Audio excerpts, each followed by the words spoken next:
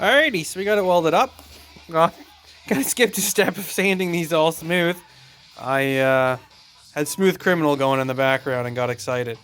So they're a little bit off in the length, but you know, not all nipples are the same, and these are kind of like nipples. So there we go.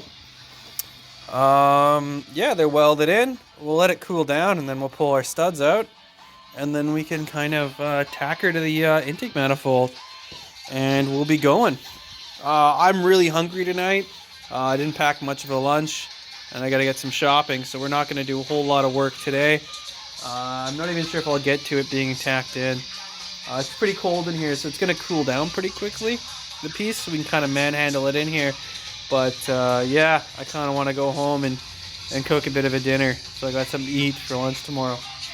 But yeah, if it ends now, then that's as far as I got. If it's a little bit more, then well, come on with me as we carry on. So yeah, smell you later. Alright, so I stayed a bit later so we could get the basic shape of the manifold done, because this is when things kind of get fun. And the whole thing has a shape. You have more of an idea of what it's going to look like. You know, so we can have our two throttle bodies. Kind of looks like little blaster cannons on the back, but it's kind of fun. So yeah, you can see how it is in there. We have our hood clearance line and for around, and remember the Berlinetta, or maybe all Camaros from this era, has a tiny little scoop in it, so we got a little bit of room. Now everything's just kind of tacked in. We had to kind of hammer that plate in, and when I hammered it in, it actually broke the weld there, but I had went really hard with the flapper wheel, which has me worried because I went hard on all these flapper wheels. So before I put the top plate on, I may still run the TIG around there, or get keen and run it across the bottom. I mean, I couldn't be bothered to fit it in there and go, and I don't really trust the spool gun that much. It's kind of giving me some fucking issues with the kind of auto set wire feed, and not being able to adjust the feed rate of the wire on my own to the voltage. It kind of gets a little bit weird, but for a $200 gun, I mean, I can only complain so much.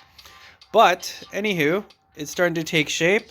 We're probably gonna just take this pipe out here, and I might just cut that off and drill and tap it for another fitting to a bar, maybe an ORB or something along those lines, just so it's got a nice sealing surface.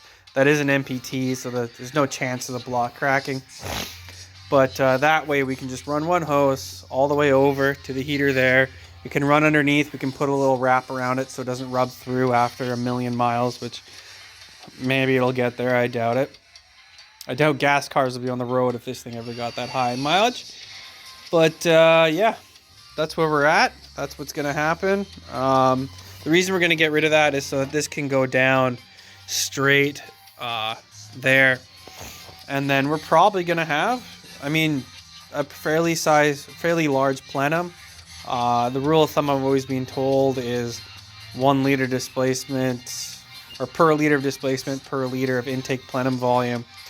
So I mean, that's a bit of a stretch on its own, because we would need 6.8 liters of it, but it might be. I mean, I'm picturing it in 2-liter pop bottles, and I don't think I got, you know, 3.5 in there, but it's not the peak performance.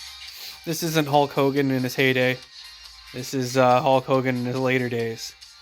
So yeah, anything you like, any questions, any concerns, put them down below. I'd love to read them and love to learn from it. But yeah, smell you later.